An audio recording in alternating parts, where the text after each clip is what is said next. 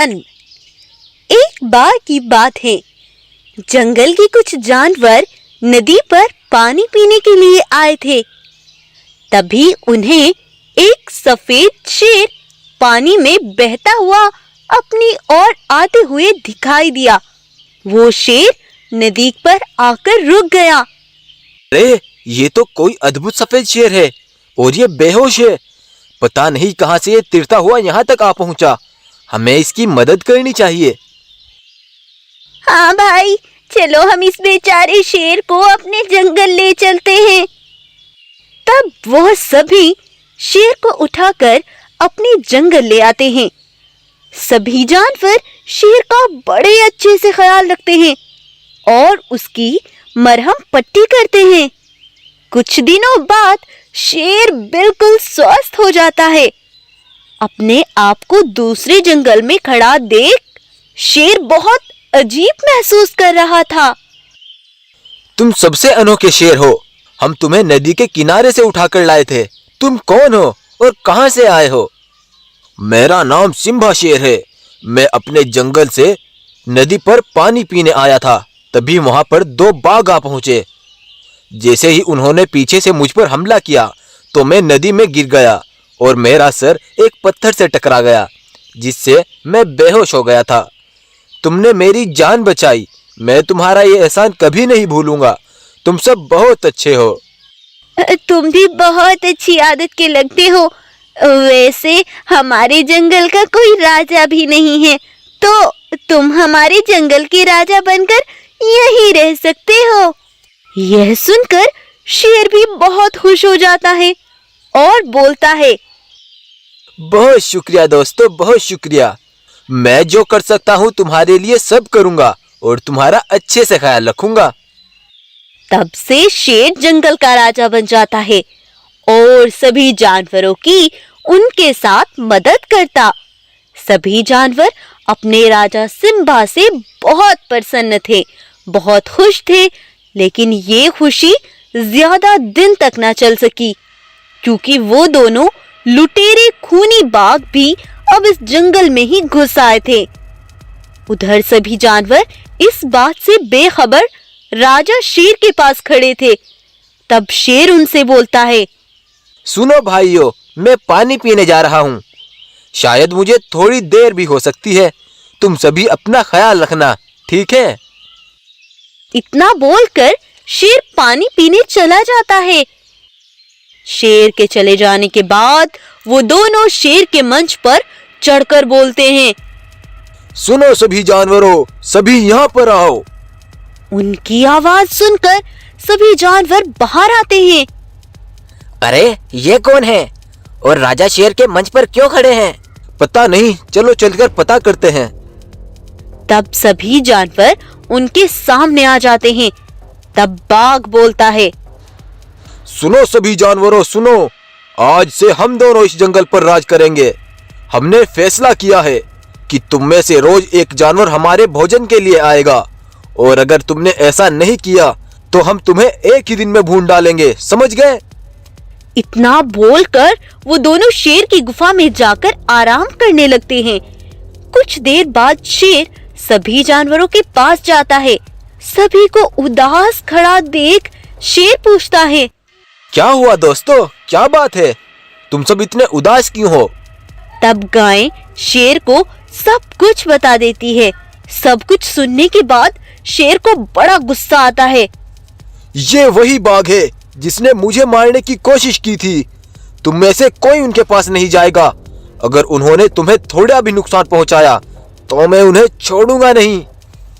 और शाम होने पर दोनों बाघ जानवरों के पास आते हैं। तुम्हें समझ नहीं आता, हमने तुम्हें एक जानवर को भोजन के लिए बोला था। अब हमें बहुत भूख लगी है। चलो अब मरने के लिए तैयार हो जाओ। मेरे होते हुए तुम इनको हाथ भी नहीं लगा सकते, समझे? तो पहले तुम्हारा ही किस्सा खत्म कर दे। दोनों ही बाघ बड़े ताकतवर और बहुत खूंखार थे, इसलिए वो राजा शेर को मार डालते हैं। जिसने भी होशियारी दिखाने की कोशिश की उसका यही अंजाम होगा। बोलकर वह दोनों गुफा में चले जाते हैं।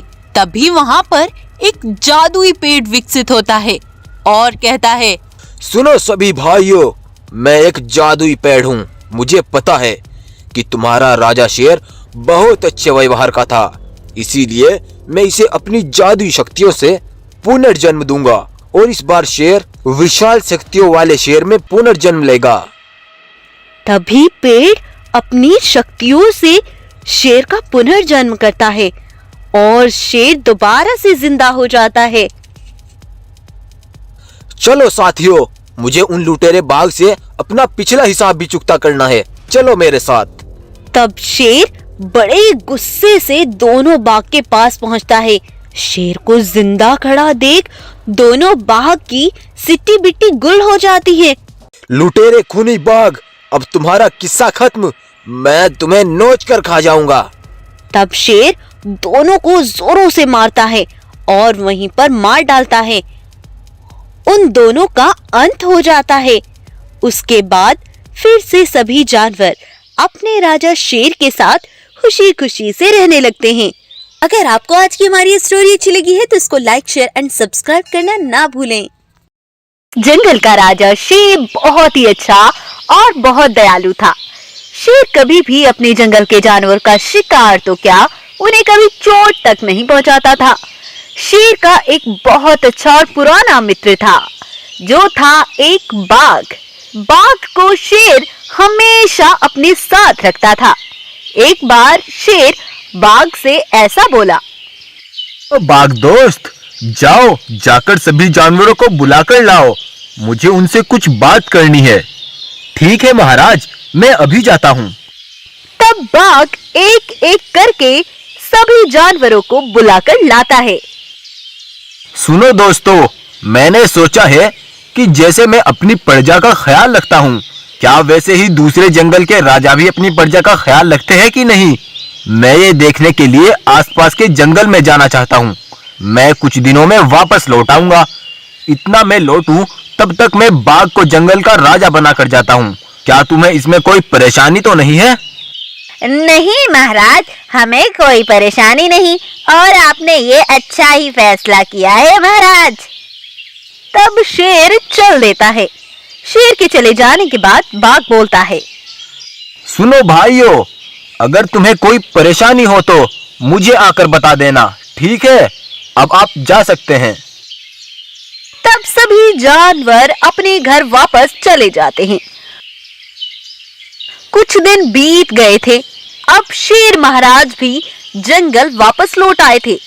शेर अपनी गुफा में पहुंचते ही पास में पड़े एक पत्थर को ही खाने लगता है।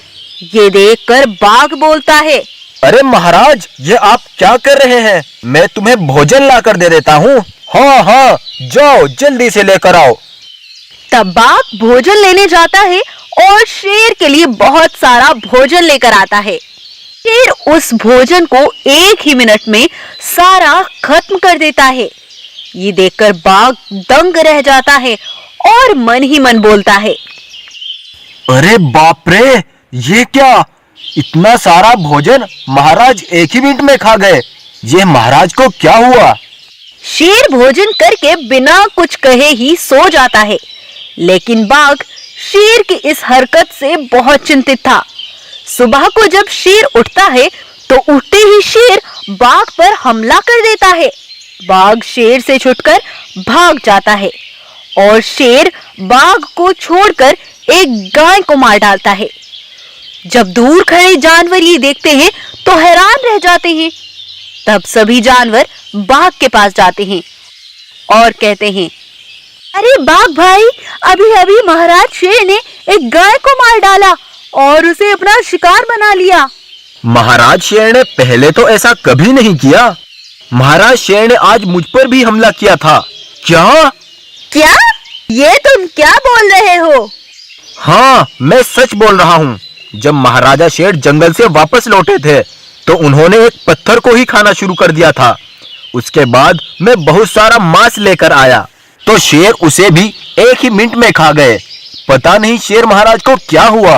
यह सुनकर सभी जानवर डर जाते हैं। तब एक लोमड़ी बोलती है, भाइयों भाइयों, जरूर कुछ ना कुछ तो गड़बड़ है।